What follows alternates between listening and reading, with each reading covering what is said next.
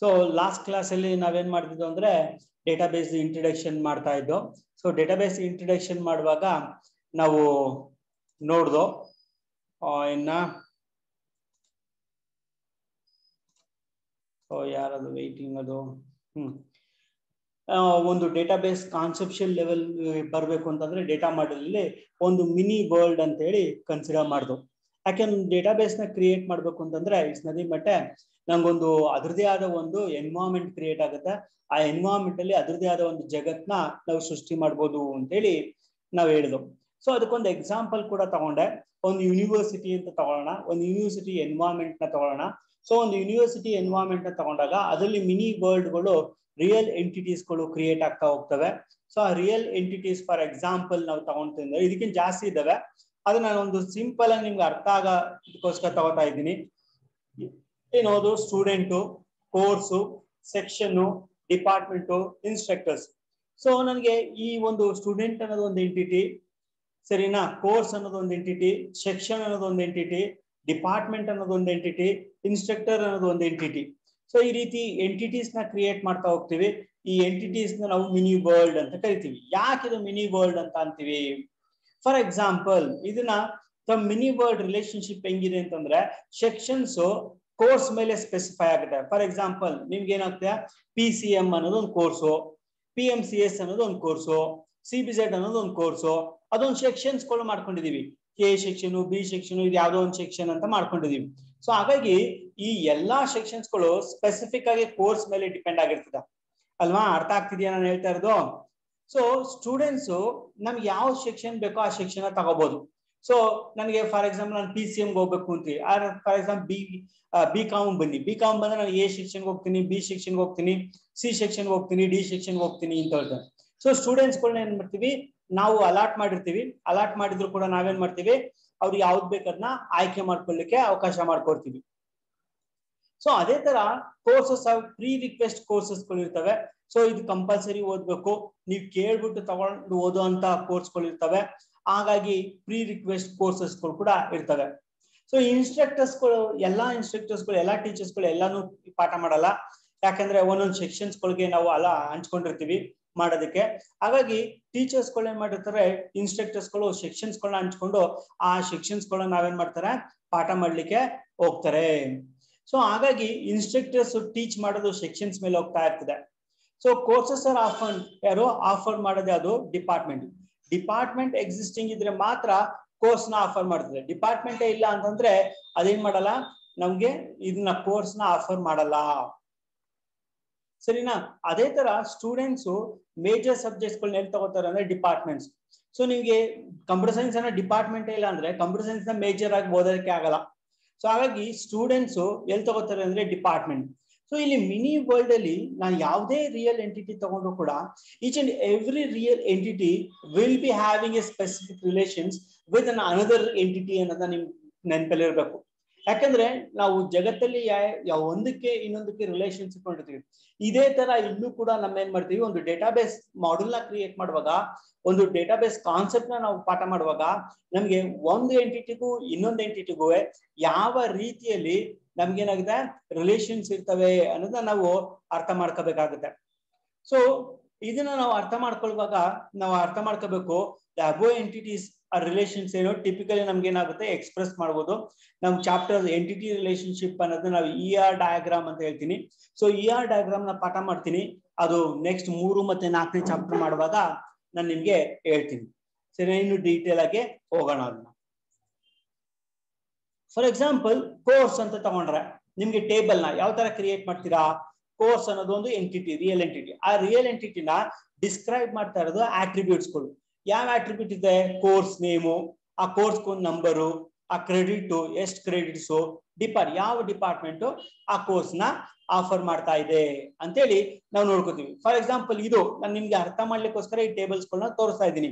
ಈ ಟೇಬಲ್ಸ್ ಗಳನ್ನ ನೀವು ಮನೇಲಿ ಕುತ್ಕೊಂಡು ಬರ್ಕೋಬೇಕು, ನೆನ್ಪಿಟ್ಕೊಳ್ಳಿ. ಯಾಕಂದ್ರೆ ಇದೇ ಟೇಬಲ್ಸ್ ಗಳನ್ನ ನಾವೇನ್ ಮಾಡ್ತೀವಿ ವರ್ಕ್ ಮಾಡ್ಲಿಕ್ಕೆ ಶುರು ಮಾಡ್ತೀವಿ. ಈ ಟೇಬಲ್ಸ್ ಗಳನ್ನ ನಿಮ್ಮ ಇದ್ರಲ್ಲಿ ನೆನ್ಪಿರಲಿ. ಎಲ್ಲರಿಗೂ ಕೇಳಿಸ್ತಾ ಇದೆಯೇನ್ರಪ್ಪ? ಯಾರಾದ್ರೂ ಮ್ಯೂಟ್ ಮಾಡ್ಕೊಂಡು ಮಾತಾಡ್ರೋ? ಕೇಳಿಸ್ತಾ ಇದೆಯಾ? ಎಸ್ ಸರ್, ಕೇಳಿಸ್ತೈತೆ. ಓಕೆ ಯಾಕಂದ್ರೆ ಇಂಟರ್ನೆಟ್ ಯಾರ್ದೋ ಡಿಸ್ಕನೆಕ್ಟ್ ಆಗ್ತಾ ಇರ್ಬೇಕು. ಸೊ ಕನೆಕ್ಟ್ ಆಗೋದು ಡಿಸ್ಕನೆಕ್ಟ್ ಆಗೋದು ಆಗ್ತಾ ಇದೆ. ಅನನ್ಯ ತಸ್ಮಿನ್ ಯಾರು ಎಷ್ಟೊತ್ತಾದ್ರು ಜಾಯ್ನ್ ಆಗ್ತಾ ಇಲ್ವಲ್ಲ ಅವ್ರದ್ದು ಇಂಟರ್ನೆಟ್ ಸಮಸ್ಯೆನಾ ನೋಡ್ ಬೇಗ ಈಗ ಬಂದವ್ರದೆಲ್ಲ ಆಗ್ತಾ ಇದೆ, ಅವಳ್ದು ಆಗ್ತಾ ಇಲ್ಲ ಕನೆಕ್ಷನ್. ಸೊ ನನಗೆ ಕೋರ್ಸ್ ಅಂತ ತಗೋತೀನಿ. ಆ ಕೋರ್ಸ್ ಅಂತ ತಗೊಂಡಾಗ ನಾವೇನ್ ಮಾಡ್ತೀನಿ ಕೋರ್ಸ್ ನೇಮು, ಅದಾದ್ಮೇಲೆ ನಾವೇನ್ ಮಾಡ್ತೀನಿ ಕೋರ್ಸ್ ನೇಮ್ ಅಂತ ತಗೊಂತೀನಿ. ಅದ್ರಲ್ಲಿ ಒಂದು ಏನೇನು ಆಟ್ರಿಬ್ಯೂಟ್ಸ್ ಇದಾವೆ ಅಂದ್ರೆ course name, course number, credit, department. For example course name ಅಲ್ಲಿ ಅಂತ ಬರ್ಬೋದು. So introduction to computer science, ಅದರಲ್ಲಿ ಅವ್ನ್ ಕೋರ್ಸ್ ಕೋಡ್ ಕೊಟ್ಟಿದ್ರಿ CS 1310 ಅಂತ. ನಿಮ್ಗೆ ಇದು ಅರ್ಥ ಆಗ್ಬೇಕು, ಯಾಕಂದ್ರೆ ಆಲ್ರೆಡಿ ನೀವು ನೋಡಿದ್ರ ಪೇಪರ್ ಟೈಟಲ್ ಇದೆ, ಅದು ಸಿ ಪ್ರೋಗ್ರಾಮಿಂಗ್ ಅಂತ ಓದ್ದು. ಆ ಸಿ ಪ್ರೋಗ್ರಾಮಿಂಗ್ ಓದ್ದಾಗ ನೀವೇನ್ ಮಾಡಿದ್ರೆ ಆ ಪೇಪರ್ಗೆ ಒಂದು ಟೈಟಲ್ ಇತ್ತು. ಸೊ ಟೈಟಲ್ ಇದಿತ್ತಲ್ವಾ, ಇದು ಟೈಟಲ್. ಆ ಟೈಟಲ್ ಜೊತೆಗೆ ನಂಬರ್ ಇತ್ತು. QP ಕೋಡ್ ಅಂತ ಓದಿದ್ರಿ, ಸಬ್ಜೆಕ್ಟ್ ಕೋಡ್ ಅಂತ ಓದಿದ್ರಿ, ಯಾಕಂದ್ರೆ ನೀವು ಆನ್ಲೈನ್ ಅಲ್ಲಿ ನೀವು ಇದು ಮಾಡಿದಿರಾ, ಫಿಲ್ ಮಾಡಿದಿರಾ, ಸಬ್ಜೆಕ್ಟ್ ಕೋಡ್ ಅಂತ ಹೇಳಿ ನೋಡಿದ್ರಿ. ಸೊ ಸಬ್ಜೆಕ್ಟ್ ಕೋಡ್ ನಾವೇನಂತ ಕೋರ್ಸ್ ನಂಬರ್ ಅಂತ ಹೇಳಿ ಕರ್ಕೋತೀವಿ. ಸೊ ಅದಾದ್ಮೇಲೆ ಕ್ರೆಡಿಟ್ಸ್ ಕೂಡ ಹೇಳಿದ್ದು, ಇದು 6 ಕ್ರೆಡಿಟ್, ಇದು 4 ಕ್ರೆಡಿಟ್ ಅಂತ. ಸೊ ಇದು 4 ಕ್ರೆಡಿಟ್ ಪ್ಲಸ್ 2 ಕ್ರೆಡಿಟ್ ಏನೋ ಥಿಯರಿ ಅಂತ ಹೇಳಿ ಹೇಳಿದ್ದು. ಸೊ ಇದನ್ನ ಯಾವ ಆಫರ್ ಮಾಡ್ತಾರೆ, ಫಾರ್ ಎಕ್ಸಾಂಪಲ್ ಕಂಪ್ಯೂಟರ್ ಸೈನ್ಸ್ ಅವರು ಆಫರ್ ಮಾಡ್ತಾವ್ರೆ ಅಂತ ಅನ್ಕೊಳ್ಳೋಣ. ಅದೇ ತರ ಡೇಟಾ ಸ್ಟ್ರಕ್ಚರ್ ಅಂತ ಒಂದು ಟೈಟಲ್ ತಗೋಣ. ಆ ಟೈಟಲ್ಗೆ ಏನಾಗ್ಬೋದು, ಇನ್ನೊಂದು ನಂಬರ್ ಕೊಟ್ಟಿದೀವಿ. ಸೊ ಆ ನಂಬರ್ ಅದಕ್ಕೂ ಕ್ರೆಡಿಟ್ ಯಾವ ಡಿಪಾರ್ಟ್ಮೆಂಟ್ ಆಫರ್ ಮಾಡ್ತೀವಿ. ಅದೇ ತರ ಡಿಸ್ಕ್ರಿಟ್ ಮ್ಯಾಥಮೆಟಿಕ್ಸ್ ಒಂದು ಟೈಟಲ್ ಅಷ್ಟೇನೆ. ಸೊ ಟೈಟಲ್ ನಾವೇನ್ ಕೊಡ್ತೀವಿ, ಅದು ಮ್ಯಾಥಮೆಟಿಕ್ಸ್ ಕೋರ್ಸ್ ನಂಬರ್ ಕೊಟ್ಕೊಂಡವ್ರೆ, ಕ್ರೆಡಿಟ್ 3, ಅದು ಡಿಪಾರ್ಟ್ಮೆಂಟ್ ಯಾರು ಆಫರ್ ಮಾಡ್ತಾವ್ರೆ, ಮ್ಯಾಥ್ಸ್ ಅಂತ. ಸೊ ಅದೇ ತರ ಡೇಟಾ ಬೇಸ್ ಅನ್ನೋದನ್ನ ನಾವು ತಗೋತಾ ಇದೀವಿ. ಸೊ ಡೇಟಾ ಬೇಸ್ ನಾವೇನ್ ಮಾಡ್ತಾ ಇದೀವಿ, ಸೊ ಡೇಟಾ ಬೇಸ್ ನ ತಗೊಂಡಾಗ ಅದಕ್ಕೂ ಒಂದು ನಂಬರು ಈ ತರ. ಸೊ ಇದು ನಾನು ಏನು 4 ರೋಸ್ ಕೊಟ್ಟಿದ್ದೀನಿ ಅಂದ್ರೆ 4 records. That records are an example to describe how the course will be explained ಅಂತ. ಅದನ್ನ ಯಾವ ತರ ನಾವು ಕನೆಕ್ಟ್ ಮಾಡ್ಕೋಬಹುದು ಅನ್ನೋದನ್ನ ನಾವು ತಿಳ್ಕೊಳ್ಳಿಕ್ಕೋಸ್ಕರ ತಿಳ್ಕೊಬೇಕು. ಅದೇ ತರ ಸೆಕ್ಷನ್ ಅನ್ನೋದೊಂದು ರಿಯಲ್ ಎಂಟಿಟಿಗೆ ಹೋಗಿ, ಆ ರಿಯಲ್ ಎಂಟಿಟಿಗೆ ಹೋದ್ರೆ ಅದನ್ನ ಡಿಸ್ಕ್ರೈಬ್ ಮಾಡ್ಲಿಕ್ಕೆ ಆಟ್ರಿಬ್ಯೂಟ್ಸ್ ಇದಾವೆ. ಅದರ ಆಟ್ರಿಬ್ಯೂಟ್ಸ್ ಗಳು ಏನಿದೆ, ಸೆಕ್ಷನ್ ಐಡೆಂಟಿಫೈಯರ್ ಇದೆ, ಕೋರ್ಸ್ ನಂಬರ್ ಇದೆ, ಸೆಮಿಸ್ಟರ್ ಇದೆ, ಅದಾದ್ಮೇಲೆ ಇಯರ್ ಇದೆ, ಇಯರ್ ಆದ್ಮೇಲೆ ಇನ್ಸ್ಟ್ರಕ್ಟರ್ಸ್ ಇದ್ದಾರೆ. ಸೊ ಇಲ್ಲಿ ನೀವು ಅರ್ಥ ಮಾಡ್ಕೋಬೇಕಾದ್ರೆ every entity will have its own attributes.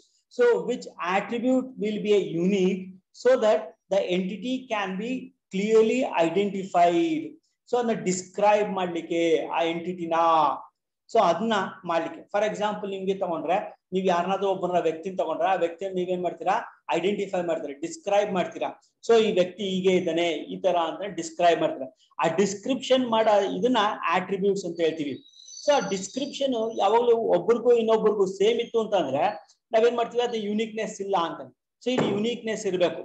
So ಇಲ್ಲಿ ನೆನ್ಪಿಟ್ಕೊಳ್ಳಿ, ನೋಡಿ ಇದೊಂದು ರೋ ಅಂತ ಅನ್ಕೊಳ್ಳಿ, ನಾನು ಕರ್ಸರ್ ಅಬ್ಸರ್ವ್ ಮಾಡ್ತಿದ್ದೀರಾ ಅಂತ ಅನ್ಕೋತೀನಿ. ಸೊ ಈಗ ಫಾರ್ ಎಕ್ಸಾಂಪಲ್ ಇದೊಂದು ರೋ ತಗೊಂಡ್ರೆ ಇದೊಂದು ರೆಕಾರ್ಡ್, ಇದು this record is unique with another record, but the same type of datas are been stored. So ಇದನ್ನ ನಾವು ಏನ್ ಮಾಡ್ತೀವಿ, ಡೇಟಾ ಬೇಸ್ ಅಲ್ಲಿ ಸ್ಟೋರ್ ಮಾಡ್ತಾ ಇದೀವಿ ಈ ರೀತಿಯಲ್ಲಿ. ಅದೇ ತರ grade report. So grade report ಅಲ್ಲಿ ನಾವೇನ್ ಮಾಡ್ತಿದ್ದೀನಿ, ಸೊ ಇದು ಸ್ಟೂಡೆಂಟ್ ನಂಬರ್ ಇದೆ, ಸೆಕ್ಷನ್ ಐಡೆಂಟಿಫೈರ್ ಇದೆ, ಆಮೇಲೆ ಗ್ರೇಡ್ ಇದೆ. ಸೊ ಗ್ರೇಡ್ ಅಲ್ಲಿ ABCD ಅಂತ ಕೊಟ್ಕೊಂಡು ಹೋಗ್ತಿದ್ದೀನಿ.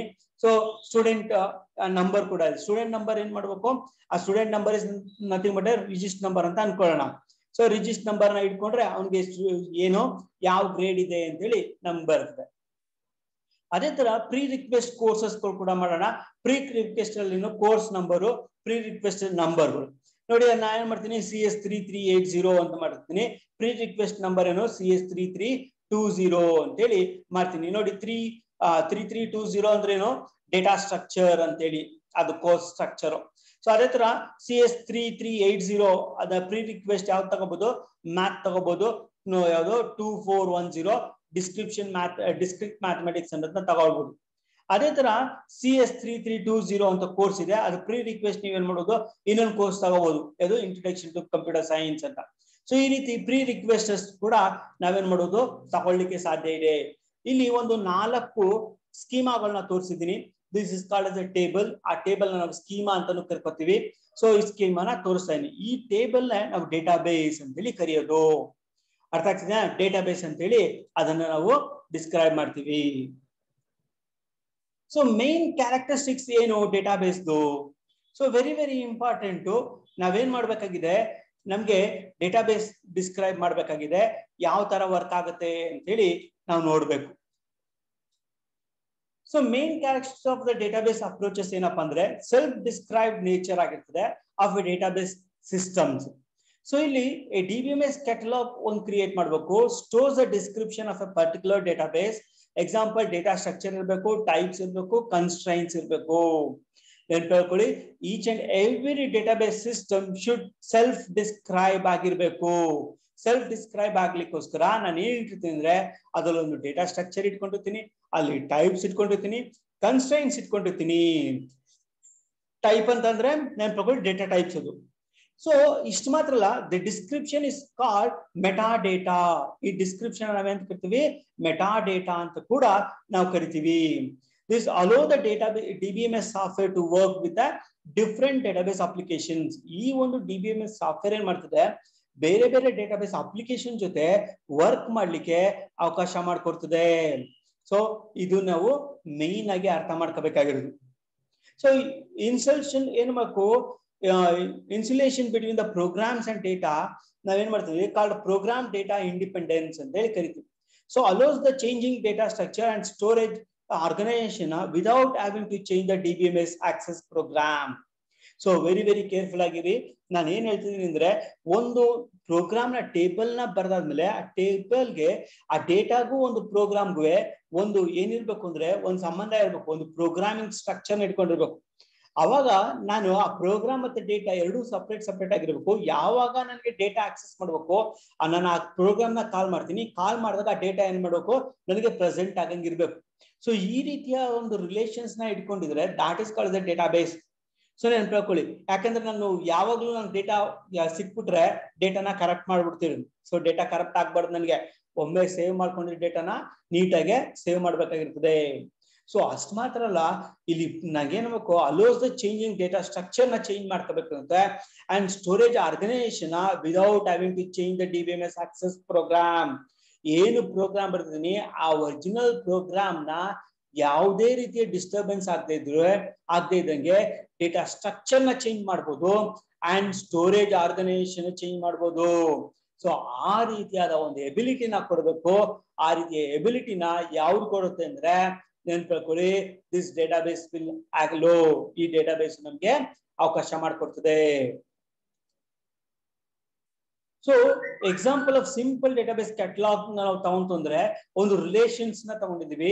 ಸೊ ರಿಲೇಷನ್ಸ್ ಏನಿದೆ, ರಿಲೇಷನ್ ನೇಮು ಆಗ್ಲೇ ಹೇಳಿದೆ, ಈಚ್ ಅಂಡ್ ಎವ್ರಿ ಇದು ಸ್ಟೂಡೆಂಟ್ ಅನ್ನೋದು ಎಂಟಿಟಿ, ಕೋರ್ಸ್ ಅನ್ನೋದು ಎಂಟಿಟಿ, ಸೆಕ್ಷನ್ ಅನ್ನೋದು ಎಂಟಿಟಿ, ಗ್ರೇಡ್ ರಿಪೋರ್ಟ್ ಅನ್ನೋದು ಎಂಟಿಟಿ, ಪ್ರಿ ರಿಕ್ವೆಸ್ಟ್ ಅನ್ನೋದು ಒಂದು ಎಂಟಿಟಿ. ಸೊ ಸ್ಟೂಡೆಂಟ್ ಅನ್ನೋದು ನಂಬರ್ ಆಫ್ ಕಾಲಮ್ಸ್ ಎಷ್ಟಿದೆ, 4 ಇದೆ. ಸೊ ಕೋರ್ಸ್ ಅನ್ನೋದು 4 ಇದೆ, ಸೆಕ್ಷನ್ ಅನ್ನೋದು 5 ಕಾಲಮ್ ಇದೆ, ಗ್ರೇಡ್ ರಿಪೋರ್ಟ್ 3 ಇದೆ, ಪ್ರಿ ರಿಕ್ವೆಸ್ಟ್ 2 ಇದೆ. ಸೊ ಇದನ್ನ ನಾವು ರಿಲೇಷನ್ಸ್ ಹೇಳ್ತೀವಿ. ನೆನ್ಪಿಟ್ಕೊಳ್ಳಿ, ಇದು ನಾವ್ ಏನ್ ಬೇಕಾದ್ರೆ ನಾವೇನ್ ಮಾಡೋದು, ಈಗ ಸ್ಟೂಡೆಂಟ್ 4 ಇದೆ, ನೀವು ಬೇಕಾದ್ರೆ 5 ಮಾಡ್ಬೋದು, 6 ಕಾಲಮ್ಸ್ ಮಾಡ್ಬೋದು, ಅಂದ್ರೆ ಚೇಂಜ್ ಮಾಡ್ಬೋದು. ಅದನ್ನೇ ಸ್ಟ್ರಕ್ಚರ್ ನ ಚೇಂಜ್ ಮಾಡೋದು ಅಂತ ಅರ್ಥ ಆಯ್ತಾ. ಸೊ ಸ್ಟ್ರಕ್ಚರ್ ನ ಚೇಂಜ್ ಮಾಡೋ ಜೊತೆಗೆ ಡೇಟಾಬೇಸ್, ಈಗ ನಾ ಏನ್ ಮಾಡ್ತೀನಿ, ಫಾರ್ ಎಕ್ಸಾಂಪಲ್ ಸ್ಟೂಡೆಂಟ್ ಅನ್ನ ಇಟ್ಕೊಂಡಿದೀನಿ. ಸೊ ಹಿಂದೆ ಹೋಗೋಣ, ಅಲ್ಲಿ ಹಿಂದೆ ಇಲ್ಲಿ ನೋಡಿ, ಸ್ಟೂಡೆಂಟ್ ಅನ್ನೋದು ಒಂದು ಕೋರ್ಸ್ ಅನ್ನೋದಿತ್ತು, ಯಾವ್ದಿತ್ತು ಕೋರ್ಸ್ ಅನ್ನೋದು ತಗೋಣ, 4 ಅಂತ ಇದೆ ನೋಡಿ. ಏನೋ ಕೋರ್ಸ್ ಅಂದ್ರೆ ಈ ಕೋರ್ಸ್ ಅಲ್ಲಿ ಎಷ್ಟಿದೆ, 1 ಕಾಲಮು, 2 ಕಾಲಮು, 3 ಕಾಲಮ್, 4 ಕಾಲಮ್. ಈ 4 ಕಾಲಮ್ಗೆ ನೀವೇನ್ ಮಾಡೋದು, ಇನ್ನೊಂದು ಕಾಲಮ್ ನ ಆಡ್ ಮಾಡ್ಬೋದು. ಸೊ ಇನ್ನೊಂದು ಕಾಲಮ್ ಎಷ್ಟು ಕಾಲಮ್ ನ ಆಡ್ ಮಾಡ್ತಾ ಹೋಗ್ತೀರಾ, ಆ ಕಾಲಮ್ ನ ಆಡ್ ಮಾಡ್ತಿದ್ರೆ ನಾನು ಇನ್ಸರ್ಷನ್ ಮಾಡ್ಕೊಂಡು ಎಕ್ಸ್ಟೆಂಡ್ ಮಾಡ್ತಿದ್ರೆ I am changing the data structure ಅಂತ ಅರ್ಥ. ಸೊ ಅದ್ರ ಜೊತೆಗೆ ಇಲ್ಲಿ ನನಗೆ 1, 2, 3, 4 ನನಗೇನಿದೆ, ರೋಸ್ ಇದೆ. ರೋಸ್ ಇಸ್ ನನ್ಬಿಟ್ರೆ ರೆಕಾರ್ಡ್ಸ್. ನನ್ಗೆ ಇವತ್ತು 4 ಇರ್ಬೋದು, ನಾಳೆ 50 ಇರ್ಬೋದು, 100 ಆಗ್ಬೋದು ರೆಕಾರ್ಡ್ಸ್ಗಳು. ಇದನ್ನ ಚೇಂಜ್ ಅಪ್ಡೇಟ್ ಮಾಡ್ತಾ ಹೋಗ್ಬೋದು, ಎಷ್ಟು ಬೇಕಾದ್ರೆ ಅಪ್ಡೇಟ್. ಸೊ ಅದನ್ನ ನಾನು ಏನ್ ಮಾಡ್ತೀನಿ, ಅಪ್ಡೇಷನ್ ಮಾಡ್ತಾ ಇದೀನಿ ಡೇಟಾಸ್ನ. ಸೊ ಈ ಡೇಟಾನ ಒಂದು ಕಾಲಮ್ ನ ಆಡ್ ಮಾಡಿದ್ರೆ, ಅಂದ್ರೆ ಒಂದು ಡೇಟಾ ಸ್ಟ್ರಕ್ಚರ್ ನ ಚೇಂಜ್ ಮಾಡಿದ್ರೆ ಅಂಡ್ ಡೇಟಾಸ್ ನ ಆಡ್ ಮಾಡ್ತಾ ಹೋದ್ರೆ ನನ್ನ DBMS ಪ್ರೋಗ್ರಾಮು ಯಾವುದೇ ರೀತಿಯಾಗಿ ಚೇಂಜಸ್ ಆಗೋದಿಲ್ಲ, ಏನೂ ತೊಂದರೆ ಇಲ್ದೇನೆ ವರ್ಕ್ ಆಗ್ತದೆ. ಸೊ ಇದಕ್ಕೆ ನಾ ಏನ್ ಮಾಡ್ತೀನಿ, ಈ ಕಾಲಮ್ ನ ಒಂದು ತಗೊಳ್ಳೋಣ, ಯಾವ ರೀತಿ ಇದೆ ಡೇಟಾ ಸ್ಟ್ರಕ್ಚರು ಅಂತ ತಗೊಂಡ್ರೆ, ಫಾರ್ ಎಕ್ಸಾಂಪಲ್ ಕಾಲಮ್ ನೇಮ್ ಅಂತ ತಗೊಂಡ್ರೆ, ಸೊ ಕಾಲಮ್ಸ್ ಗೆ ತಗೊಂಡಿದ್ದೀನಿ ನೇಮ್ ಅಂತ. ನೇಮ್ ಏನದು, data type characters of 30. So 30 character ಅಂತ ಇದು ನೆನ್ಪಿಟ್ಕೊಳ್ಳಿ. ಅಂದ್ರೆ ನೀವು ಒಂದು ನೇಮ್ ನ 30 ಕ್ಯಾರೆಕ್ಟರ್ ಅಂತ ಲೆಂತ್ ಇರೋಂತ ನೇಮ್ ನ ಕೊಡ್ಬೋದು. ಅದು ಬಿಲಾಂಗ್ ಟು ರಿಲೇಷನ್ ಅದು ಸ್ಟೂಡೆಂಟ್ಗೆ. ಸ್ಟೂಡೆಂಟ್ ರಿಲೇಷನ್ ಅಲ್ಲಿ ನನಗೆ ಏನಿದೆ ಸ್ಟೂಡೆಂಟ್ ನೇಮ್ ಇದೆ. ಸ್ಟೂಡೆಂಟ್ ನಂಬರ್ ಎಷ್ಟಿದೆ ಕ್ಯಾರೆಕ್ಟರ್ ಅದು 4 ಕೊಟ್ಟಿದ್ದೀನಿ. ಅಂದ್ರೆ 4 ಕ್ಯಾರೆಕ್ಟರ್ಸ್ ನ ನಂಬರ್ ನ ಕೊಡ್ಬೋದು. ಅಂದ್ರೆ ಅದು ಕ್ಯಾರೆಕ್ಟರ್ ಟೈಪು, ಅದು ಸ್ಟೂಡೆಂಟ್ ಡೇಟಾಬೇಸ್ ಅಲ್ಲಿ ಇದೆ. ಕ್ಲಾಸ್ ಅಂತ ಇದೆ. Class is an integer type ಮಾಡ್ಕೊಂಡಿದೀವಿ. ಅದು ಒಂದೇ ಇದು ಡಿಜಿಟ್ ನ ತಗೋಬೇಕು, 1 ಡಿಜಿಟ್ ತಗೋಬೇಕು, ಅದು ಸ್ಟೂಡೆಂಟ್ ಅಲ್ಲಿ ಇದೆ. ಮೇಜರ್ ಅಂತಿದೆ. ಮೇಜರ್ ಟೈಪ್ ಇಸ್ ಸ್ಟೂಡೆಂಟ್ ಅಲ್ಲಿ ಇದೆ. ಸೊ ಇದು ಒಂದು ಡೇಟಾ ಟೈಪ್ ಆಗಿದೆ. ಕೋರ್ಸ್ ನೇಮ್ ಅದು ಕ್ಯಾರೆಕ್ಟರ್ ಆಗಿದೆ 10. ಸೊ ಕೋರ್ಸ್ ಅಲ್ಲಿ ಇದೆ. ಸೊ ಕೋರ್ಸ್ ನಂಬರ್ ಸೊ ಅದೇನಾಗಿದೆ ನನಗೆ ಒಂದು ನಂಬರ್ ಆಗಿದೆ. ಎಷ್ಟು ಡಿಜಿಟ್ ಇದೆ? 1 2 3 4 5 6 7 8 ಡಿಜಿಟ್ ಇದೆ. 8 ಡಿಜಿಟ್ಸ್ ಅಲ್ಲಿ XX ಅಂತಂದ್ರೆ ಏನದು ಆಲ್ಫಾ ನ್ಯೂಮರಿಕಲ್ ನಂಬರ್ ಅಂತ, ಏನೇನಂದ್ರೆ ನಂಬರ್ ಅಂತ. ಅಂದ್ರೆ ಕೋರ್ಸ್ ನಂಬರ್ ನ ಆಲ್ಫಾ ನ್ಯೂಮರಿಕಲ್ ಡಿಜಿಟಲ್ ಮಾಡಿದ್ದೀನಿ. ಆಲ್ಫಾ ನ್ಯೂಮರಿಕಲ್ ಡಿಜಿಟಲ್ ಇಟ್ಕೊಂಡು ಇದು ಮಾಡಿದ್ವಿ. ಯಾವ್ದು ರಿಲೇಷನ್ ಇದೆ? ಕೋರ್ಸ್ ಅಲ್ಲಿ ಇದೆ. ಸೊ ಈ ರೀತಿ ಎಕ್ಸೆಟ್ರಾ ಅಂತ ಹಾಕೋಣ ಎಲ್ಲದಕ್ಕೂ. ಅಂದ್ರೆ ಪ್ರತಿ ಒಂದು ರಿಲೇಷನ್ ಇರುವಂತ ಟೇಬಲ್ಗೆ ಎಂಟಿಟಿಗಳಿಗೆ ಡೇಟಾ ಸ್ಟ್ರಕ್ಚರ್ಸ್ ನಾವು ಡಿಫೈನ್ ಮಾಡ್ಕೋಬೇಕು. ಈ ಡೇಟಾ ಸ್ಟ್ರಕ್ಚರ್ ನ ಇಟ್ಕೊಂಡ್ರೆ ಮಾತ್ರ ನಾವು ವರ್ಕ್ ಮಾಡ್ಬೇಕು. ನೆನ್ಪಿಕೊಳ್ಳಿ, ಈ data structure for example character 13 ಕೊಟ್ಟಿದ್ದೀನಿ, ಇದು ನೆಕ್ಸ್ಟ್ 40 ಅಂತ ಮಾಡ್ಬೋದು, ಆದ್ರೆ 15 ಅಂತ ಮಾಡಕ್ಕಾಗಲ್ಲ. 15 ಅಂತ ಮಾಡ್ಬೇಕು ಅಂತಂದ್ರೆ ನಾನು ಆಲ್ರೆಡಿ ಸೇವ್ ಮಾಡಿದ್ದೀನಲ್ಲ ಡೇಟಾ, ಆ ಸೇವ್ ಮಾಡಿದ ಡೇಟಾ ಎಲ್ಲವೂ 15 ಗಿಂತ ಕಡಿಮೆ ಇದ್ರೆ ಮಾತ್ರ ಸೇವ್ ಮಾಡಕ್ಕಾಗತ್ತೆ, ಇಲ್ಲ ಅಂದ್ರೆ ಮಾಡಕ್ಕಾಗಲ್ಲ. ವೆರಿ ವೆರಿ ಕೇರ್ಫುಲ್ ಆಗಿ ಇಟ್ಕೊಳ್ಳಿ. ಎನ್ಹಾನ್ಸ್ ಮಾಡ್ಬೋದು, ಅದ್ರ ಚಿಕ್ಕದ್ ಮಾಡಕ್ಕಾಗಲ್ಲ, ನೆನ್ಪಿಟ್ಕೊಳ್ಳಿ. ಸೊ ಇದು ನಮಗೆ ಅರ್ಥ ಮಾಡ್ಕೋಬೇಕಾಗಿರೋಂಥದ್ದು. ಇದ್ರಲ್ಲಿ ಯಾಕೆ ಬರ್ತಾ ಬರ್ತಾ ಎಲ್ಲ ಕಡಿಮೆ ಆಯ್ತಾ ಇದ್ದೀರಾ? ಏನ್ ಇಂಟರ್ನೆಟ್ ಅಷ್ಟೊಂದು ಡಿಸ್ಟರ್ಬೆನ್ಸ್ ಆಗ್ತಾ ಇದೆಯಾ? ಮಾತಾಡ್ರೋ. ಸುಮಾರು ಜನ ಡಿಸ್ಕನೆಕ್ಟ್ ಆಗೋದು ಕನೆಕ್ಟ್ ಆಗೋದು ಆಗ್ತಾ ಇದೆಯಲ್ಲ.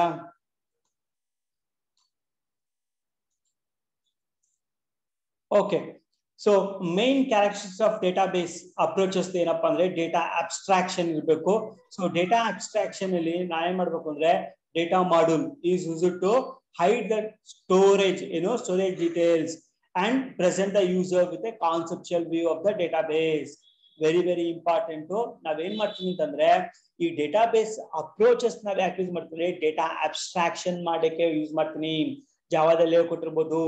ನಂಗೇನಾಗಬೇಕು, ಆಕ್ಚುಯಲ್ ಡೇಟಾ ಮಾಡ್ಯೂಲ್ ಏನಿದೆ ಆ ಮಾಡ್ಯೂಲ್ ಅಲ್ಲಿ ಸ್ಟೋರೇಜ್ ಡೀಟೇಲ್ಸ್ ನ ಹೈಡ್ ಮಾಡಿ ನಂಗೆ ಏನ್ ಮಾಡ್ಬೇಕು, ಯೂಸರ್ಗೆ ಒಂದು ಕಾನ್ಸೆಪ್ಚುಯಲ್ ವ್ಯೂ ನಲ್ಲಿ ಮಾತ್ರ ಡೇಟಾಬೇಸ್ ಡಿಸ್ಪ್ಲೇ ಆಗ್ಬೇಕು. ಆ ರೀತಿನಲ್ಲಿ ನೋಡ್ಕೊಳ್ಳೋಂಥದ್ದು ಈ DBMS ಅಲ್ಲಿ ಇದೆ. ಸೊ ಪ್ರೋಗ್ರಾಮರ್ ಏನ್ ಮಾಡೋದು, refer to data model refer ಮಾಡೋದು ಕನ್ಸ್ಟ್ರಕ್ಟ್ ಮಾಡ್ಲಿಕ್ಕೆ, rather than data storage details ಗಳನ್ನ ನೋಡ್ಕೊಳ್ಳಿಕ್ಕೆ ಬದಲಿಗೆ. ಸೊ ಆ ರೀತಿಯಾಗಿ ನನಗೆ ಅಬ್ಸ್ಟ್ರಾಕ್ಟ್ ಮಾಡ್ಲಿಕ್ಕೆ ಅವಕಾಶ ಆಗುತ್ತೆ. So very very important. ಅಷ್ಟು ಮಾತ್ರ ಅಲ್ಲ, ಇದು ಸಪೋರ್ಟ್ ಕೂಡ ಮಾಡ್ತದೆ. ಏನ್ ಸಪೋರ್ಟ್ ಮಾಡ್ತದೆ ಅಂದ್ರೆ ಮಲ್ಟಿಪಲ್ ವ್ಯೂಸ್ ಗಳಿಗೆ of the data. So each user May C A different views of the database which describe only the data of interest of that user. Very very careful ಆಗಿ ಅರ್ಥ ಮಾಡ್ಕೊಳ್ಳಿದ್ನ. ನಾನು ಒಂದು ಟೇಬಲ್ ನ ಕ್ರಿಯೇಟ್ ಮಾಡಿದೀನಿ. ಆ ಟೇಬಲ್ ನ ನಾನು ಮಾಡ್ತೀನಿ ಎಲ್ಲರಿಗೂ ಒಂದೇ ದೃಷ್ಟಿಕೋನದಲ್ಲಿ ನೋಡ್ಬೇಕು ಅಂತ ಆಸೆ ಇರಲ್ಲ.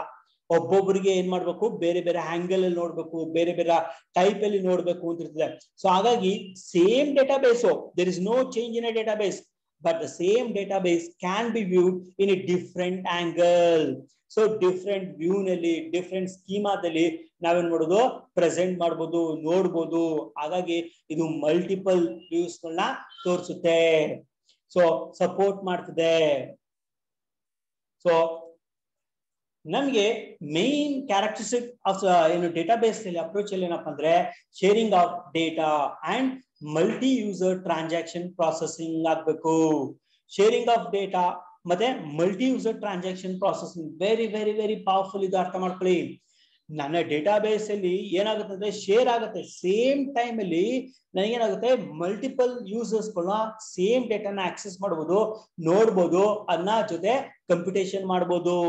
even though if they do with their computations, computation ಮಾಡಿದ್ರೆ ಅದನ್ನೇನೇ ಟ್ರಾನ್ಸಾಕ್ಷನ್ ಮಾಡಿದ್ರು ಕೂಡ ಅದರಲ್ಲಿ ಯಾವುದೇ ರೀತಿಯ ಕರಪ್ಷನ್ ಆಗಲ್ಲ, ನೀಟಾಗೆ ಅದು ವರ್ಕ್ ಆಗುತ್ತೆ.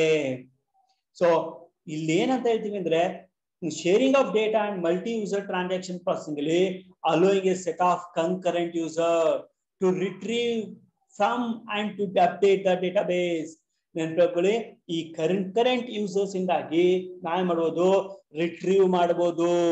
ಸೊ ಎಲ್ಲಿ ಡೇಟಾಬೇಸ್ ಇಂದ ಆ ಜೊತೆಗೆ ಅಲ್ಲಿ ಸೇವ್ ಆಗಿರೋ ಡೇಟಾನ ನಾನು ಅಪ್ಡೇಟ್ ಕೂಡ ಮಾಡಬಹುದು. ಅಪ್ಡೇಟ್ ಮಾಡ್ಲಿಕ್ಕೆ ಕೂಡ ಇದು ಅವಕಾಶ ಮಾಡಿಕೊಡ್ತದೆ. So concurrently control within the database guarantee ಆಗುತ್ತೆ. that the each transaction is correctly executed on aborted. ನೆನಪಿಟ್ಕೊಳ್ಳಿ, ಎಕ್ಸಿಕ್ಯೂಟ್ ಆಗ್ಬೇಕು, ಇಲ್ಲ ಅಂದ್ರೆ ಅದು ಅಬಾರ್ಟ್ ಆಗುತ್ತೆ. ಒಂದು ಎಕ್ಸಾಂಪಲ್ ಹೇಳ್ತೀನಿ ಇದಕ್ಕೆ. ಫಾರ್ ಎಕ್ಸಾಂಪಲ್ ಬ್ಯಾಂಕ್ ಇದ್ರೆ ತಗೊಳ್ಳೋಣ, ನಿಮ್ದು ಯಾವ್ದೋ ಒಂದು ಅಕೌಂಟ್ ಇರ್ತದೆ ಅಂತ ಅನ್ಕೊಳ್ಳೋಣ. ಯಾವುದು, ಫಾರ್ ಎಕ್ಸಾಂಪಲ್ ಇಲ್ಲಿ ಹೆಸರು ಯಾರ್ದು, ಭೂಮಿಕಂದನೆ ಏನಿದೆ ನೇಮ್ ತಗೊಳ್ಳೋಣ, ಸರಿನಾ? ಸೊ ಭೂಮಿಕಂದ್ ಅಕೌಂಟ್ ಇರ್ತದೆ. ಈ ಅಕೌಂಟ್ ಅಲ್ಲಿ ಒಂದು 2000 ರೂಪಾಯಿ ದುಡ್ಡು ಇಟ್ಟಾಳೆ ಅಂತ ಅನ್ಕೊಳ್ಳೋಣ. ಏನು ಅನ್ಕೊಳ್ಳೋಣ, 2000 rupees ಕೊಟ್ಟಾಳೆ, ದುಡ್ಡು ಇಟ್ಕೊಂಡಾಳ. ಸೊ ಈಗ ಏನ್ ಮಾಡ್ಬೇಕು, ಅವಳು ಇಬ್ಬರಿಗೆ ಚೆಕ್ ಕೊಡ್ತಾಳೆ, ಸರಿನಾ? ಸೊ ಯಾರ್ಯಾರು ಕೊಡೋಣ? ಸೊ ಅವಳು ದೀಪಿಕಾ ಎನ್ಗೊಂದು, ದಿವ್ಯಾಗೊಂದು ಒಂದು ಚೆಕ್ ಕೊಡ್ತಾಳೆ. ಸೊ ಫಾರ್ ಎಕ್ಸಾಂಪಲ್ ದೀಪಿಕಾಗೆ ಏನ್ ಮಾಡ್ತಾಳೆ, ಒಂದು 1500 rupees ಒಂದು ಚೆಕ್ ಕೊಟ್ಬಿಡ್ತಾಳೆ. ಏನ್ ಮಾಡ್ತಾಳೆ, ಅವಳು ದುಡ್ಡಿಗೆ ಏನೋ ಕೇಳಿದ್ಲು, ಸೊ ಚೆಕ್ ಕೊಟ್ಲು. ಈಗ ಅವಳಿಗೆ ಚೆಕ್ ಡ್ರಾ ಮಾಡ್ಬೋದಾ? ಸೊ ಡ್ರಾ ಮಾಡ್ಬೋದು. ಯಾಕೆ, ಅವಳ ಅಕೌಂಟ್ ಅಲ್ಲಿ 2000 ಇದೆ. ಆದ್ರೆ ದಿವ್ಯನ್ಗೂ 1000 ಚೆಕ್ ಕೊಟ್ಬಿಡ್ತಾಳೆ. ಸೊ 1000 ಚೆಕ್ ಕೊಟ್ಬಿಡ್ತಾಳೆ ಯಾರಿಗೆ? ಈಗ ನನ್ಗೇನಾಗ್ಬೇಕು, ವರ್ಕ್ ಆಗುತ್ತಾ ಇಬ್ಬರಿಗೂನುವೆ? ಇವಳಿಗೆ 1000 ಕೊಡ್ಬೇಕು, ಇವಳಿಗೆ 1500, ಅಂದ್ರೆ ಎಷ್ಟಾಯ್ತು, 2500. ಬಟ್ ಅವ್ರ ಅಕೌಂಟ್ ಇರೋದೆಷ್ಟು, ಬರೀ 2000. ಹಾಗಾದ್ರೆ ಟ್ರಾನ್ಸಾಕ್ಷನ್ ಏನಾಗಬೇಕು, ಇವ್ರು ಏನ್ ಮಾಡ್ತಾರೆ, ಬರೀ ಬುದ್ಧಿವಂತರು, ಏನ್ ಬ್ಯಾಂಕ್ ನ ಯಾಮಾರಿಸ್ಬಿಡ್ತೀನಿ ಅನ್ಬಿಟ್ಟು ಅವ್ರೇನ್ ಮಾಡ್ತಾರೆ, ಇದ್ ಮಾಡ್ತಾರೆ, ಬ್ಯಾಂಕ್ ಹೋಗ್ತಾರೆ, ಇಬ್ರು ಬೇರೆ ಬೇರೆ ಬ್ಯಾಂಕ್ ಸೈಮಲ್ಟೇನಿಯಸ್ ಇಬ್ರು ಚೆಕ್ ಹಾಕ್ತಾರೆ ಅನ್ಕೊಳ್ಳಿ. ಚೆಕ್ ಹಾಕ್ದಾಗ ನನಗೆ ಇವ್ರಿಗೆ ಚೆಕ್ ಏನೋ ಪ್ಯಾರಲಲ್ ಶೇರಿಂಗ್ ಆಗ್ತಾ ಇದೆ, ಎಲ್ಲರಿಗೂ ಕಾಣ್ತಾ ಇದೆ ಡೇಟಾ. ಹಾಗಾಗಿ ಇಲ್ಲಿ 2000 ಇದೆ ಅಲ್ವಾ, ಯಾವ್ದೋ ಒಂದು ಎಕ್ಸ್ ಬ್ಯಾಂಕ್ ಬ್ರಾಂಚ್ ಅಲ್ಲಿ, ಇನ್ನೊಂದು ವೈ ಬ್ರಾಂಚ್ ಅಲ್ಲಿ ಅನ್ಕೊಳ್ಳೋಣ. ವೈ ಬ್ರಾಂಚ್ ಅನ್ಗೂ 2000 ಕಾಣ್ತಿದೆ, ಎಕ್ಸ್ ಬ್ರಾಂಚ್ ಅನ್ಗೂ 2000 ಕಾಣ್ತಿದೆ. ಹಾಗಾಗಿ ಇಬ್ರು ದುಡ್ಡು ಕೊಟ್ಬಿಡ್ತಾರ. ಮೊದಲು ಫೈಲ್ ಸಿಸ್ಟಮ್ ಅಲ್ಲಿ ದುಡ್ಡು ಕೊಟ್ಬಿಡ್ತಾ ಇದ್ರು, ಆದ್ರೆ DBMS ಅಲ್ಲಿ ಹಂಗಾಗಲ್ಲ. ಯಾಕ DBMS ಅಲ್ಲಿ ಹಂಗಾಗಲ್ಲ? ಬಿಕಾಸ್ ದ DBMS ಅದೇ ಪವರ್ಫುಲ್ ಇದ್ರದ್ದು. ಮಲ್ಟಿ ಟ್ರಾನ್ಸಾಕ್ಷನ್ ಅಲ್ಲಿ ಇದ್ರು ಕೂಡ ಕನ್ಕರೆನ್ಸ್ ಯೂಸರ್ಸ್ ನ ರಿಟ್ರೀವ್ ಮಾಡಕ್ ಬಿಡಲ್ಲ. ಏನ್ ಮಾಡ್ತದೆ ಅಂದ್ರೆ ಎಕ್ಸಿಕ್ಯೂಟ್ ಆಗುತ್ತೆ. ಇಫ್ ಇಟ್ ಇಸ್ ಎರಡೂ ಸರಿಯಾಗಿದ್ದಿದ್ರೆ ನನಗೆ ಎಕ್ಸಿಕ್ಯೂಟ್ ಆಗುತ್ತೆ, ಇಲ್ಲ ಅಂದ್ರೆ ಇದೇನಾಗುತ್ತೆ, ಅಬಾರ್ಟ್ ಆಗುತ್ತೆ. ನೆನ್ಪಿಟ್ಕೊಳ್ಳಿ. ಸೊ ಇಬ್ಬರಿಗೂ ಕ್ಯಾಶ್ ಕೊಡಲ್ಲ. ಒಂದ್ ವೇಳೆ ಒಂದು ಫ್ರಾಕ್ಷನ್ ಆಫ್ ಸೆಕೆಂಡ್ಸ್ ಚೇಂಜಸ್ ಆಯ್ತು ಅನ್ಕೊಳ್ಳೋಣ. ಏನು, ದೀಪಿಕಾ ಏನ್ ಮಾಡ್ತಾಳೆ, ದೀಪಿಕಾ ಇವಳು 5 ನಿಮಿಷ ಇಲ್ಲ 1 ಸೆಕೆಂಡ್ ಅರ್ಲಿ ಹೋಗಿ ಚೆಕ್ ನ ಹಾಕಿದ್ರೆ, ಸೊ ಇವಳಿಗೆ ಕ್ರೆಡಿಟ್ ಆಗುತ್ತೆ, ಇವಳಿಗೆ ಅಬಾರ್ಟ್ ಆಗುತ್ತೆ, ಸರಿನಾ? ಸೊ ಆದ್ರೆ ಫಾರ್ ಎಕ್ಸಾಂಪಲ್ ಇವಳು 5 ನಿಮಿಷ ಬೇಗ ಹಾಕಿದ್ರೆ ಇವಳಿಗೆ ಕ್ಯಾಶ್ ಆಗುತ್ತೆ, ಇವಳ್ದು ಅಬಾರ್ಟ್ ಆಗುತ್ತೆ. ಸೊ ಯಾಕೆ ಹಿಂಗಾಗತ್ತೆ ಅಂದ್ರೆ, ಎವ್ರಿ ಟ್ರಾನ್ಸಾಕ್ಷನ್ ಆಗುವಾಗ ಕನ್ಕರೆಂಟ್ಲಿ ಅದೇನಾಗುತ್ತೆ, ಅಪ್ಡೇಟ್ ಆಗ್ತಾ ಇರ್ತದೆ, ಅದು ವರ್ಕ್ ಆಗುತ್ತೆ. ಇದು ಟ್ರಾನ್ಸಾಕ್ಷನ್ ಸೇಫ್ ಅಂಡ್ ಸೆಕ್ಯೂರ್ ಆಗಿ ನನಗೆ ವರ್ಕ್ ಆಗ್ತಾ ಹೋಗುತ್ತೆ. ಯಾವುದೇ ಕಾರಣಕ್ಕೂ ನನಗೆ ಇದ್ ಮಾಡಲ್ಲ. ಸೊ ಅದಕ್ಕೆ ಇದನ್ನ ನಾವೇನ್ ಮಾಡ್ತೀವಿ, ಯೂಸ್ ಮಾಡೋಂಥದ್ದು.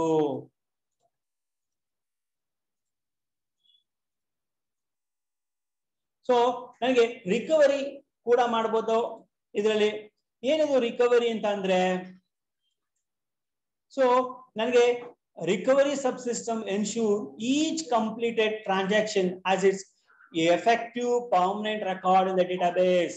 ಫಾರ್ ಎಕ್ಸಾಂಪಲ್ 2000 ಕೊಟ್ಟಿದೆ ಅಲ್ವಾ, ಆ 2000 ನನಗೇನಾಗಬೇಕು, ಈಗ ನನಗೆ ವರ್ಕ್ ಆಗ್ಬೇಕು. ಸೊ ವರ್ಕ್ ಆದ್ಮೇಗ ನನಗೇನಾಗಬೇಕು, ಅಪ್ಡೇಟ್ ಆಗಿ ಯಾರಿಗೋ ಒಬ್ರು ಕೊಟ್ಟಿದ್ದಾರೆ 1500 rupees ಡ್ರಾ ಆದಾಗ ಇನ್ನು ಉಳ್ಕೊಂಡಿದ್ದೆ ಎಷ್ಟು, 500 rupees. ಅದು ಅಪ್ಡೇಟ್ ಆಗ್ಬೇಕದು. ಸೊ ನಾನೇನ್ ಮಾಡ್ಬೇಕು, ಅದನ್ನ ನಾನು ವರ್ಕ್ ಮಾಡ್ಬೇಕಾಗುತ್ತೆ. ಸೊ ವರ್ಕ್ ಮಾಡ್ಲಿಕ್ಕೆ ನನಗೆ ಸಾಧ್ಯ ಇದೆ. ಸೊ OLTP ಅಂತ ಆನ್ಲೈನ್ ಟ್ರಾನ್ಸಾಕ್ಷನ್ ಪ್ರೊಸೆಸಿಂಗ್ ಕೂಡ ಅವಕಾಶ ಇದೆ. So online transaction processing is A major part of database application. This allow hundreds of concurrent transactions to execute per second. Very very important ಆಗಿ ಅರ್ಥ ಮಾಡ್ಕೊಳ್ಳಿ. ನನ್ನ ಡೇಟಾಬೇಸ್ ಅಪ್ರೋಚಸ್, ಡೇಟಾಬೇಸ್ ಮ್ಯಾನಿಪ್ಲಿಕೇಶನ್ ಯಾವಷ್ಟು ಮಟ್ಟಿಗಿದೆ ಅಂತಂದ್ರೆ even it works on online transaction processing. So ನಿಮ್ bank system ಯಾಕೆ work ಆಗ್ತಾ ಇದೆ ಅಂದ್ರೆ because of database is working ಪ್ಯಾರಲಲಿ. So online transaction ಅಲ್ಲಿ ವರ್ಕ್ ಆಗ್ತಾ ಇದೆ. ಸೊ ಮೇಜರ್ ಪಾರ್ಟ್ ವರ್ಕ್ ಆಗ್ತಾ ಇದೆ ಅಪ್ಲಿಕೇಶನ್ ಅಲ್ಲಿ. ಹಾಗಾಗಿ ಅಲೋ ಮಾಡ್ತದೆ ಕನ್ಕರೆಂಟ್ ಟ್ರಾನ್ಸಾಕ್ಷನ್ಸ್ ನ. ಸೊ ಮೇನ್ ಕ್ಯಾರೆಕ್ಟರಿಸ್ಟಿಕ್ಸ್ ಗಳು ಇದು ನೆನಪಿಕೊಳ್ಳಿ. ನಿಮ್ಮ ಕ್ವಶನ್ ನಲ್ಲಿ ಕೇಳುದು explain any 4 features of database approaches ಅಂತ ಕೇಳಬಹುದು. ಆಗ ಇದು ಕೂಡ ಒಂದು ಮೋಸ್ಟ್ ಪವರ್ಫುಲ್ ಅಪ್ರೋಚಸ್ ನೆನಪಿಕೊಳ್ಳಿ. ಆರ್ ಲೀಸ್ಟ್ ಅಂತ ಕೇಳಬಹುದು. ಲೀಸ್ಟ್ ಅಂದಾಗ sharing of data and multi. ಏನ್ರಪ್ಪ ಕೇಳಿಸ್ತಾ ಇಲ್ವೇನ್ರೋ? ಯಾರ ಮಾತಾಡ್ರೋ? ಓಕೆ, ಏನು ಸಮಸ್ಯೆ ಇಲ್ಲ ತಾನೆ? ಇಲ್ಲ ಸರ್. ಅರ್ಥ ಆಗ್ತಿದ್ಯಾ? ಎಸ್ ಸರ್ 3 ಜನಕ್ಕೆ ಜಾಯಿನ್ ಆಗ್ತಿಲ್ವಂತೆ ಸರ್. ಅವ್ರು ಇಲ್ಲಿ ಡಿಸ್ಪ್ಲೇ ಆಗ್ತಾ ಇದೆಯಪ್ಪ. ಅವ್ರು ನಾನು ಅಡ್ಮಿಟ್ ಅಂತ ಮಾಡ್ತಾ ಇದ್ದೀನಿ, ಸುಮಾರು ಸರಿ ಅಡ್ಮಿಟ್ ಅಂತ ಮಾಡ್ತೀನಿ. ಅದ್ರಲ್ಲಿ ಅನನ್ಯ ಏನೋ ಅನಂತಮ್ಮ ಅಂತ ಇದೆಯಲ್ಲ, ಅವ್ರು ಜಾಯಿನ್ ಆಗ್ತಾ ಇಲ್ಲ. ಇನ್ನೊಂದು ಅವ್ರದ್ದು ಕೂಡ ಆಗ್ತಾ ಇಲ್ಲ ನೋಡು. ದೀಪಿಕಾ ಎನ್ ಅನ್ನೋರು 2-3 ಟ್ರೈ ಮಾಡ್ತಿದ್ರು, ಯಾವ್ದೋ ಒಂದ್ರಲ್ಲಿ ಟ್ರೈ ಆಗಿದೆ, ಕನೆಕ್ಟ್ ಆಗಿದೆ. Deepika K sir. Deepika K ಆಗಿಲ್ವಾ? ಓಕೆ, ದೀಪಿಕಾ ಎನ್ ಅನ್ನೋದು ಆಗಿದೆ, ದೀಪಿಕಾ ಕೆ ಇರ್ಬೇಕು. 2-3 ಟ್ರೈ ಮಾಡ್ತಿದ್ರು ಪಾಪ, ಆಗಿಲ್ಲ. ಯಾವ್ದಲ್ಲೂ ಟ್ರೈ ಆದ್ರೂ ಆಗಿಲ್ಲ. ಸೊ ಆಯ್ತು, ವಿಡಿಯೋ ರೆಕಾರ್ಡಿಂಗ್ ಕಳಿಸ್ಕೊಡ್ತೀನಿ ಬಿಡು. ಅದ್ರಲ್ಲಿ ನಿಮ್ಗೆ ವಿಡಿಯೋ ರೆಕಾರ್ಡಿಂಗ್ ಅಲ್ಲಿ ಕೂಡ ಇನ್ನೊಂದ್ಸರಿ ಪಾಠ ಕೇಳ್ದಂಗಾಗುತ್ತಾ, ಅದನ್ನು ಅಬ್ಸರ್ವ್ ಮಾಡಕ್ ಹೇಳಿ, ಸರಿನಾ? ಸರಿ ಸರ್. ಡೇಟಾಬೇಸ್ ಯೂಸರ್ಸ್ ನಮ್ಗೆ ಯಾರು? Users may be divided into, ನಮ್ಗೆ ಡಿವೈಡ್ ಮಾಡ್ಕೋಬಹುದು. ಯಾವ ತರ ಡಿವೈಡ್ ಮಾಡ್ಕೊಂಡ್ರೆ those who actually use and control the database content and those who design, develop and maintain database applications ಅವ್ರನ್ನ ನಾವೇನಂತ ಕರಿತೀವಿ? ಆಕ್ಟರ್ಸ್ ಆನ್ ಸ್ಕ್ರೀನ್ ಅಂತ ಹೇಳ್ತೀವಿ. ನಿಮ್ಗೆ ಎಲ್ಲರಿಗೂ ಗೊತ್ತಿರ್ಬೋದು. ಯಾರು ಗೊತ್ತು? ಹೀರೋಗಳು ಗೊತ್ತು, ಹೀರೋಯಿನ್ಗಳು ಗೊತ್ತು ಅಲ್ವಾ? ಯಾವ್ದೋ ಫಿಲಮ್ಗಳ್ಗೋದ್ರೆ ಅವ್ರೇನು ಫ್ರಂಟ್ ಎಂಡ್ ರೋಲ್ ಮಾಡ್ತಿರ್ತಾರೆ. ಆದ್ರೆ ನಿಜವಾಗ್ಲೂ ಅವ್ರಿಗಿಂತ 100% ಕಷ್ಟ ಹಾಕಿರೋರು ಯಾರಿದ್ದಾರೆ? ಬ್ಯಾಕ್ ಗ್ರೌಂಡ್ ಅಲ್ಲಿ ಕೆಲಸ ಮಾಡೋರಿದ್ದಾರೆ. ಆದ್ರೆ ಬ್ಯಾಕ್ ಗ್ರೌಂಡ್ ಇರೋ ನೀವು ಯಾರು ನೆನಪಿಸ್ಕೊಳ್ಳೋದೇ ಇಲ್ಲ, ಗೊತ್ತಾಯ್ತಾ? ಕೊರಿಯೋಗ್ರಾಫರ್ ಇರ್ಬೋದು, ಸಿಂಗರ್ ಇರ್ಬೋದು, ಅವರೆಲ್ಲ ಏನೋ ಅವರು ಆಕ್ಷನ್ ಎಲ್ಲರೂ. ಸೊ ಹಾಗಾಗಿ ಇವರು ಫ್ರಂಟ್ ಎಂಡ್ ಅಲ್ಲಿ ಸ್ಕ್ರೀನ್ ಅಲ್ಲಿ ಡಿಸ್ಪ್ಲೇ ಆಗಂತವ್ರು ಯಾರಪ್ಪ ಅಂತಂದ್ರೆ, so control the database content ನ ಅಂಡ್ ದೋಸ್ ಹೂ ಡಿಸೈನ್ ಮಾಡ್ಬೋದು, develop and maintain the database applications those who design and develop the DBMS software and related tools and computer system operators ಅವ್ರು ಏನ್ ಮಾಡ್ತಾರೆ? Work behind that screen. ನೆನಪಿಟ್ಕೊಳ್ಳಿ, screen ಹಿಂದ್ಗಡೆ ಅವರು work ಮಾಡ್ತಾರೆ. Very very important. So ನಮ್ಮ screen ಹಿಂದೆ ಕೂಡ ಕೆಲಸ ನಡೀತಾ ಇದೆ. ಅಂದ್ರೆ ಡೇಟಾಬೇಸ್ ನಾವು ಕ್ರಿಯೇಟ್ ಮಾಡ್ಬಿಟ್ಟಲ್ಲ, ಆ ಸಾಫ್ಟ್ವೇರ್ ನ ಮೇಂಟೈನ್ ಮಾಡ್ಲಿಕ್ಕೆ ಸಾಕಷ್ಟು ಕೆಲಸಗಳು ನಡೀತದೆ. ಆ ಕೆಲಸ ಮಾಡ್ತಾರಲ್ಲ ಅವರು ಕೂಡ ಇಂಪಾರ್ಟೆಂಟ್ ಇಲ್ಲಿ, ಅದು ಇಂಪಾರ್ಟೆಂಟ್. ಹಾಗಾಗಿ ಡೇಟಾಬೇಸ್ ಯೂಸರ್ ನ 2 ರೀತಿಯಲ್ಲಿ ಕ್ಲಾಸಿಫೈ ಮಾಡ್ಕೊತಾ ಇದೀವಿ. ಕ್ಲಿಯರ್ ಕಟ್ ಆಗಿ ಒಂದು ಫ್ರಂಟ್ ಎಂಡ್ ಅಲ್ಲಿ, ಅಂದ್ರೆ ಫ್ರಂಟ್ ಎಂಡ್ ಅಲ್ಲಿ ನಾವು ಕಾಣಿಸಂತವ್ರು, ಇನ್ನೊಂದು ಬ್ಯಾಕ್ ಎಂಡ್ ಅಲ್ಲಿ ವರ್ಕ್ ಆಗಂತವ್ರು. And actually the database itself is a back end processor. ನೆನಪಿಟ್ಕೊಳ್ಳಿ, ಬ್ಯಾಕ್ ಎಂಡ್ ಪ್ರೊಸೆಸಿಂಗ್ ಅದು. ಸೊ ಬ್ಯಾಕ್ ಎಂಡ್ ಪ್ರೊಸೆಸಿಂಗ್ ಆದ್ರೂ ಕೂಡ ನನಗೆ ನೆನಪಿಟ್ಕೊಳ್ಳಿ, ನನಗೆ ಫ್ರಂಟ್ ಎಂಡ್ ಅವರು ಕೂಡ ಇಂಪಾರ್ಟೆಂಟ್. ಯಾಕಂದ್ರೆ front end user is the one who design the database content. So ನನ್ಗೆ ಈ ರೀತಿಯಲ್ಲಿ ಕಂಟೆಂಟ್ ಬೇಕು, ಡಿಸ್ಪ್ಲೇ ಆಗ್ಬೇಕು, ಒಂದು ಅಪ್ಲಿಕೇಶನ್ ಈ ರೀತಿ ವರ್ಕ್ ಆಗ್ಬೇಕು ಅಂತೇಳಿ ನೀವು ಡಿಸೈನ್ ಮಾಡ್ಕೋತೀರಾ. ಅಂದ್ರೆ ನೀವುಗಳು. ಸೊ ನೀವ್ ಯಾವ್ದೋ ಒಂದು ಸ್ಟೂಡೆಂಟ್, ನಾನು ಮಾಡಿಸ್ತೀನಿ ಕ್ಲಾಸ್ಗಳಲ್ಲಿ, ಆತರ ಒಂದು ಅಪ್ಲಿಕೇಶನ್ ಬೇಕು ಅಂತ ಹೇಳಿ ಟೇಬಲ್ ನ ಕ್ರಿಯೇಟ್ ಮಾಡ್ಕೋತೀರಾ. ಆ ಟೇಬಲ್ ನ ಕ್ರಿಯೇಟ್ ಮಾಡ್ಕೊಂಡು ನೀವೇನ್ ಮಾಡ್ತೀರಾ? ಟೇಬಲ್ ನ ಆ ಟೇಬಲ್ ಜೊತೆಗೆ ವರ್ಕ್ ಮಾಡ್ತೀರಾ. ಆ ವರ್ಕ್ ಮಾಡೋದನ್ನ ನೀವು ಫ್ರಂಟ್ ಎಂಡ್ ಆಕ್ಟರ್ಸ್ ಅಂತ ಹೇಳಿ ಕರಿತೀವಿ. ಆದ್ರೆ ಕ್ರಿಯೇಟ್ ಅನ್ನ ಮಾಡ್ಬಿಡ್ತೀರಾ, ಬಟ್ ಬ್ಯಾಕ್ ಎಂಡ್ ಅಲ್ಲಿ ಟೆಕ್ನಿಕಲ್ ವರ್ಕ್ ಹಿಂದ್ಗಡೆ ಕುತ್ಕೊಂಡು ಕಂಪ್ಯೂಟರ್ ಅಲ್ಲಿ ವರ್ಕ್ ಆಗ್ತಾ ಇದೆ. ಸಾಫ್ಟ್ವೇರ್ ನ, DBMS ಸಾಫ್ಟ್ವೇರ್ ನ, ಅದಕ್ಕೆ ರಿಲೇಟೆಡ್ ಆದ ಟೂಲ್ಸ್ ಗಳನ್ನ, ಸೊ ಅದನ್ನ ಆಪರೇಟ್ ಮಾಡ್ಬೇಕಲ್ವಾ? ಸೊ ಸಿಸ್ಟಮ್ ಅಡ್ಮಿನ್ ಅಂತ ಹೇಳ್ತಾರೆ, ಅವರು ಕುತ್ಕೊಂಡು ಹಿಂದ್ಗಡೆ ವರ್ಕ್ ಮಾಡ್ತಾ ಇರ್ತಾರೆ ನಿಮ್ಮ ಎಲ್ಲರೂ. ಸೊ ನಿಮ್ ಇಂಟರ್ನೆಟ್ ವರ್ಕ್ ಆಗ್ತಾ ಇದೆ ಅಂತಂದ್ರೆ ಹಿಂದೆ ಎಷ್ಟೋ ಜನ ಟೆಕ್ನಿಷಿಯನ್ಸ್ ಕುತ್ಕೊಂಡು ವರ್ಕ್ ಮಾಡ್ತಾ ಇರ್ತಾರೆ. ಸೊ ಅದು ಕೂಡ ನಾವು ವರ್ಕ್ ಮಾಡ್ಕೋಬೇಕು. ಸೊ ಡೇಟಾಬೇಸ್ ಯೂಸರ್ಸ್ ಅಲ್ಲಿ ಆಕ್ಟರ್ಸ್ ಆನ್ ದ ಸ್ಕ್ರೀನ್ ಅಂತ ಏನ್ ಹೇಳಿದ್ರೆ ಅವರಲ್ಲಿ ಡೇಟಾಬೇಸ್ ಅಡ್ಮಿನಿಸ್ಟ್ರೇಟರು ಮತ್ತೆ ಡೇಟಾಬೇಸ್ ಡಿಸೈನರ್ಸ್.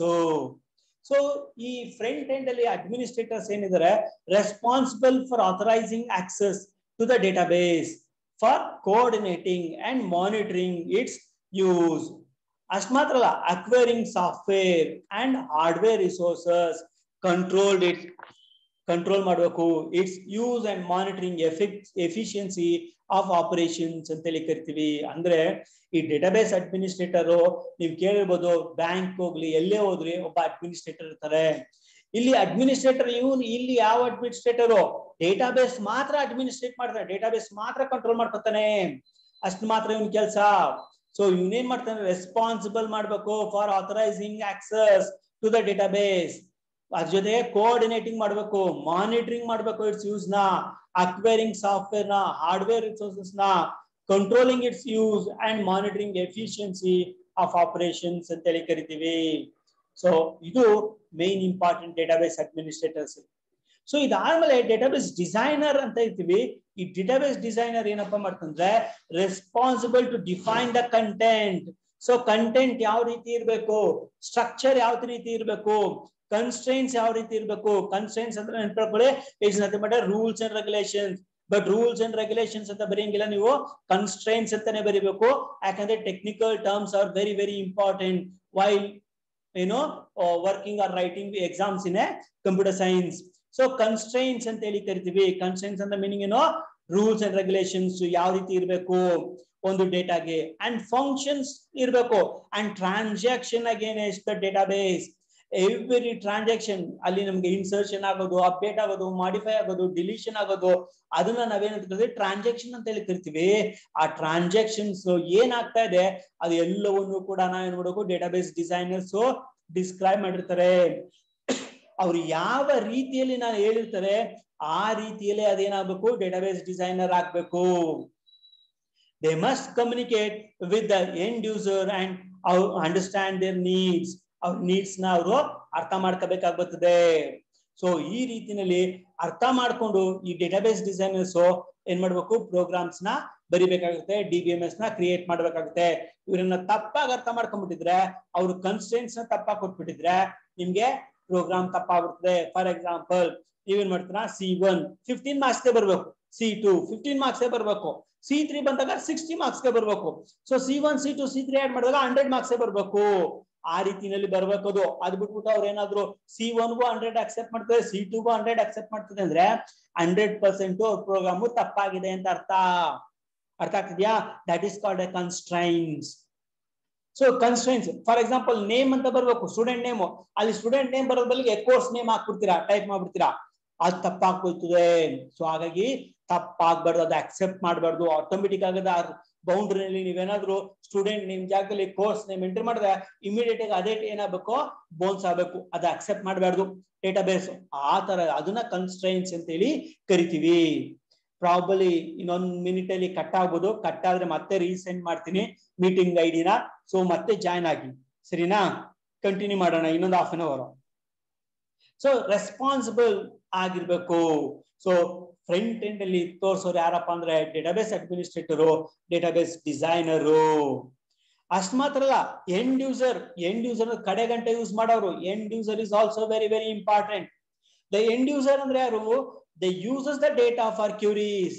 ನಾನು ಡೇಟಾಬೇಸ್ ಬರ್ದಾದ್ಮೇಲೆ ಆ ಡೇಟಾಬೇಸ್ ಅಲ್ಲಿ ಡೇಟಾ ನಾನು ನೋಡ್ಬೇಕು ಅಂದ್ರೆ ಏನ್ ಮಾಡ್ಬೇಕು, ಕ್ಯೂರಿಯಸ್ ನ ಬರೆದು ನೋಡ್ಬೇಕು, ರಿಪೋರ್ಟ್ಸ್ ಗಳನ್ನ ನೋಡ್ಬೇಕು. ಅಷ್ಟು ಮಾತ್ರ ಅಲ್ಲ, ಅಂಡ್ ಡೇಟಾಬೇಸ್ ಕಂಟೆಂಟ್ ನ ಅಪ್ಡೇಟ್ ಮಾಡ್ಕೋಬೇಕು. ಅವರು ಅಪ್ಡೇಟ್ ಎವ್ರಿ ಟೈಮ್ ಅಪ್ಡೇಟ್ ಮಾಡ್ತಾ ಇರ್ತಾರೆ. ಫಾರ್ ಎಕ್ಸಾಂಪಲ್ ಬ್ಯಾಂಕ್ ಹೋದ್ರೆ ಏನ್ ಮಾಡ್ತಾರೆ ಅವರು, ಬ್ಯಾಂಕರು ಕ್ಯೂರೀಸ್ ಮಾಡ್ತಾರೆ, ರಿಪೋರ್ಟ್ಸ್ ನೋಡ್ತಿರ್ತಾರೆ, ಅಪ್ಡೇಟ್ ಮಾಡ್ತಾ ಇರ್ತಾರೆ. ಸೊ ಅಷ್ಟು ಮಾತ್ರ ಅಲ್ಲ, ನೀವು ಯಾವುದೇ ಒಂದು ಇದಕ್ಕೆ ಹೋದ್ರು ಕೂಡ ಅಲ್ಲಿ ಚೆಕ್ ಆಗ್ತಾ ಇರ್ಬೇಕು. ಅದನ್ನ ಎಂಡ್ ಯೂಸರ್ಸ್ ಅಂತ ಕರಿತೀವಿ. Can be categorise into casual ಆಗಿ ನೆವೀಸ್ ಅಂತ ಹೇಳಿ ಕರಿತೀವಿ.